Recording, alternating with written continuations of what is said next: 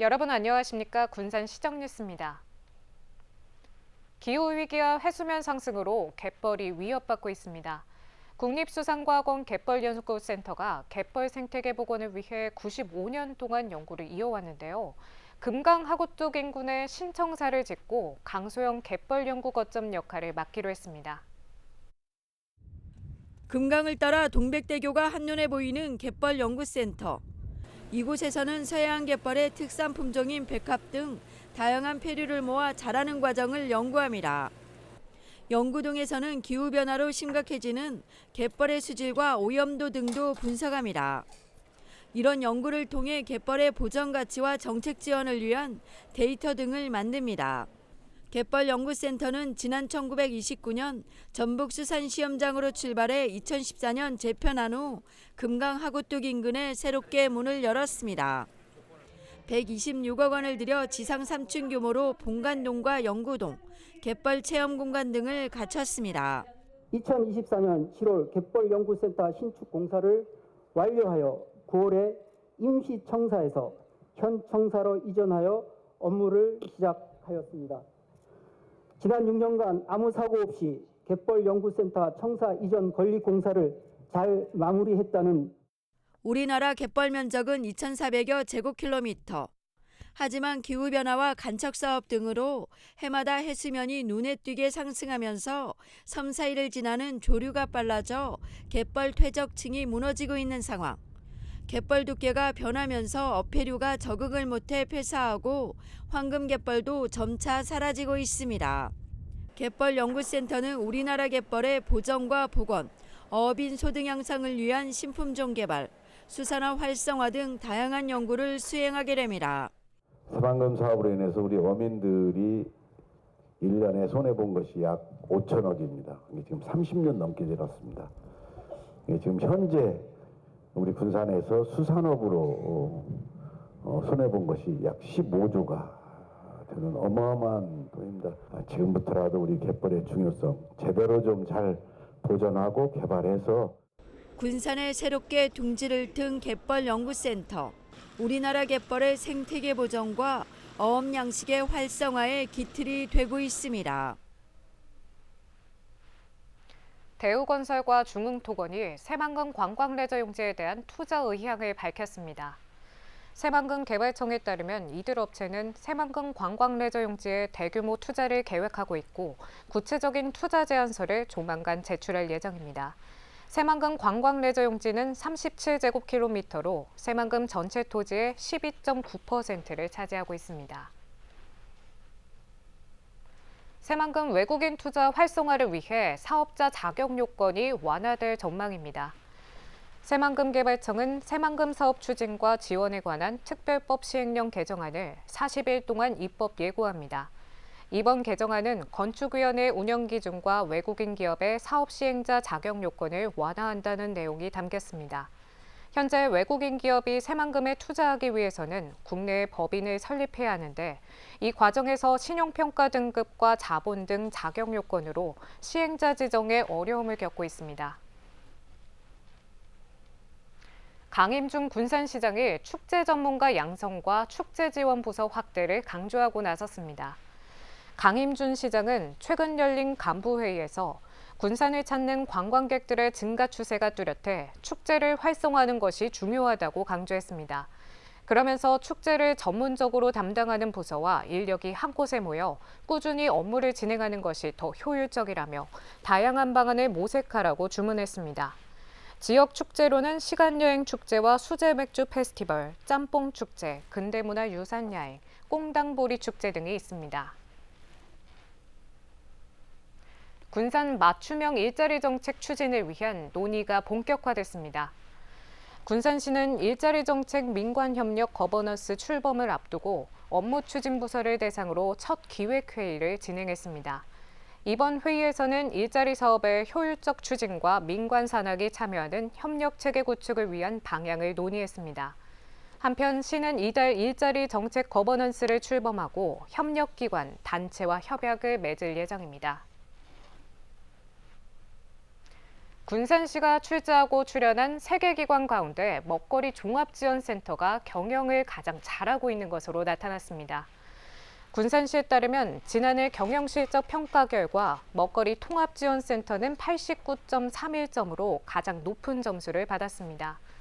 상권활성화재단은 84.39점으로 뒤를 이었고 시민발전은 76.43점으로 가장 낮은 점수를 받았습니다. 먹거리 통합지원센터는 학교급식과 공공급식, 로컬푸드 직매장 운영 등으로 지역순환경제 창출에 노력한 점을 인정받았습니다. 올해 발행된 군산사랑 상품권이 전액 팔렸습니다. 군산시는 올해 종이와 모바일 등 군산사랑 상품권 3,185억 원어치가 모두 판매됐다고 밝혔습니다. 이에 따라 지난 1일부터 금융기관 창구 구매는 물론 모바일 충전도 불가능해졌습니다. 한편 시는 지난달 28일부터 올해 군산사랑 상품권 사용처 제한 가맹점을 홈페이지에 공개했습니다. 군산항 국제여객터미널 여객 수용 능력이 2배로 늘어났습니다. 군산지방해양수산청은 164억 원을 들여 4년 9개월 만에 여객터미널 증축 공사를 마쳤는데요. 이에 따라 여객 수용 능력은 기존 600명에서 1,200명으로 늘면서 여객 불편이 크게 해소될 것으로 전망됩니다. 도내 유일의 해외 관문인 군산국제여객터미널. 중국과 석도로 오가는 단체 여행객과 보따리 상인들이 주로 이용하고 있습니다. 지난해 8월부터 1년여 동안 이용객은 10만여 명. 하지만 여객 수용 능력이 600명에 불과해 입출국 수속이 지연되거나 대합실 등이 좁아 이용객들이 불편을 겪어왔습니다. 여행객들이 500명 이상, 600명 정도가 되면 말 그대로 기다릴 장소가 부족해서 이제 사람들이 밖에 많이 기다리는 경우도 있고 아니면 이제 내부가 좁다 보니까 좀 더운 또 여름에는 덥고 겨울에는 추워서 좀 그런 불편한 점들이 있었는데 이제 이렇게 1,200명 규모로 이렇게 터미널이 커져가지고 여객터미널이 지은 지 20년 만에 증축됐습니다. 군산지방해양수산청은 164억 원을 들여 8,700여 제곱미터를 11,600여 제곱미터로 확장했습니다.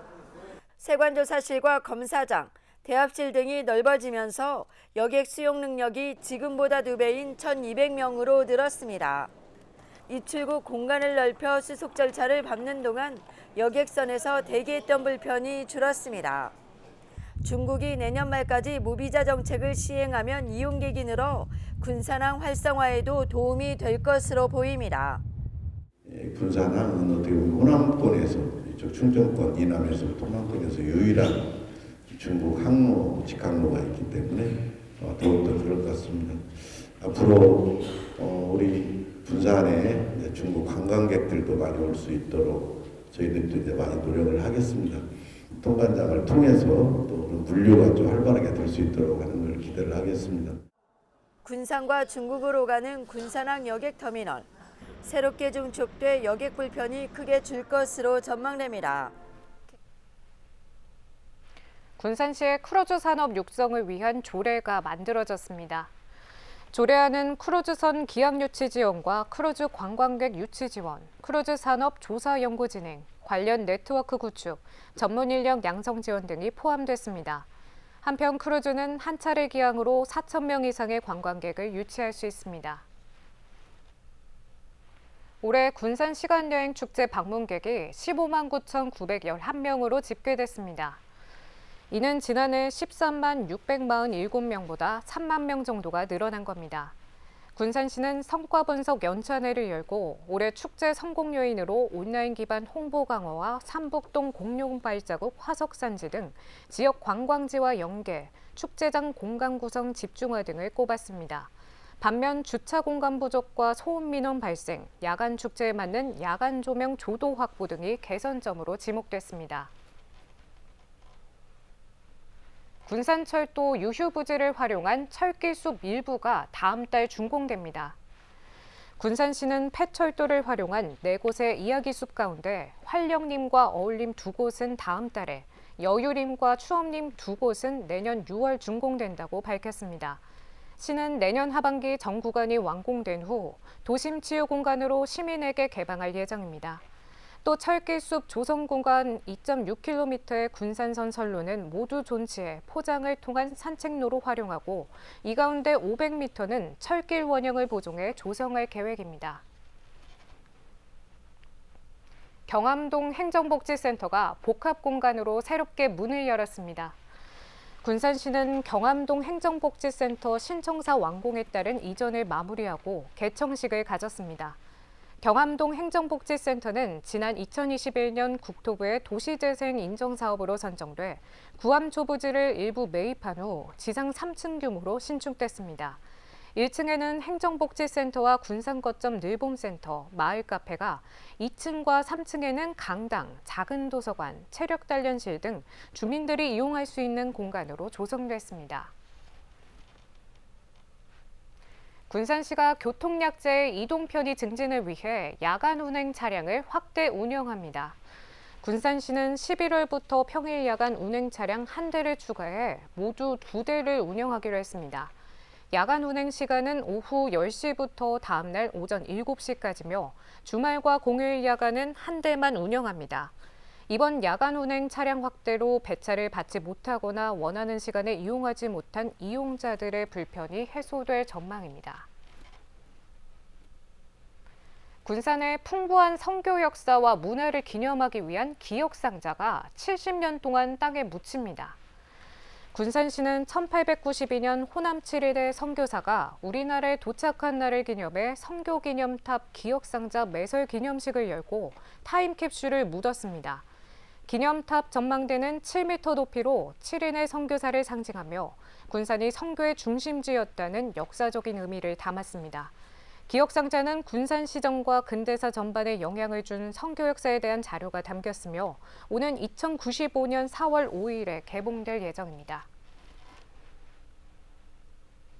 군산시가 대학생 지역정책 유도를 위한 탐방 투어를 진행했습니다. 군산시는 이틀 동안 호원대와 군산대 학생들을 대상으로 군산 탐방 투어를 진행했습니다. 탐방은 새만금 개발청에서 시작해 산업단지 홍보관, 풍림 파마텍, 근대역사 문화지구를 돌며 군산을 이해하고 애양심을 키우는 계기가 됐습니다. 시는 군산에 입학한 대학생이 전체 학생의 83%를 차지하고 있다며 군산에 정착할 수 있도록 유도해 나가겠다고 밝혔습니다. 다음은 읍면동 소식입니다. 미룡동 소재 더체홈 어린이집 원생들이 지역의 어려운 이웃을 위해 써달라며 아나바다 나눔장터 판매 수익금 59만 원을 나운삼동 주민센터에 기탁했습니다.